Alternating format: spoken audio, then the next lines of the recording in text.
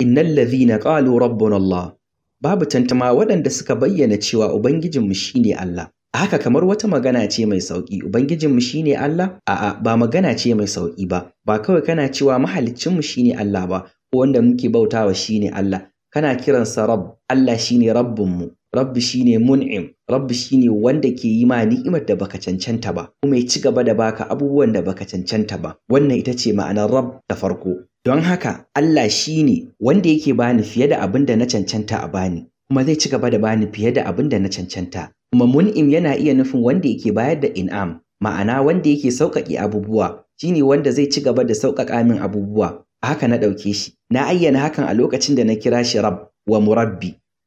Shi ne wanda zai tabbatar da cewa na ci gaba da girma, na ci gaba da samun ɗaukaka, cewa ba zan tsaya a waje ɗaya ba. Idan ina cikin matsala zai fitar da ni daga wannan matsala, idan ina cikin yanayin gajiya zai bani ƙarfi, kamar ƙaramin itace ya juya zuwa bishiya, zai bani ƙarfi na kurɗa da shawo kan kasawar da nake fama da ita. Wannan shine Murabbi. Wal Qayyim, wanda zai tabbatar ba zan faɗo ba. Kawai saboda kuna tabbatar da wani abu yana girma, hakan baya nufin cewa ba kwa kula da matsalar. Kun san za ku iya yin gini kuma ku ta ɗora benaye, amma idan foundation ɗin yana rushewa, a ƙarshe komai ma zai rushe. Allah zai kare ni a inda nake, ya kula da ni kuma ba zai bar ni na faɗi ba. Shine Rabbina was-Sayyid, kuma shine mai iko, shine mai kula da abin da nake yi, yana da cikakken iko a kaina. Ba ni da ikon komai yanzu. Kuma wataƙila hoto zai taimaka muku wajen fahimtar wannan. Idan baka iya iyo ba, kuma ka samu kanka a tsakiyar teku, kuma ka gwada iyo da yin duk abin da za ka iya, amma hakan bai taimaka ba, ga ruwa na ci gaba da shigar ma hanci da baki, komai ya gagara kuma ka fara gajiya, sai da ka farga cewa akwai abin da yake rike da kai daga ƙasa. Kawai kana buƙatar ka kwantar da hankalinka ka bar komai, kuma shi ne ya hana ka nutsewa, ba zai bari ka nutse ba.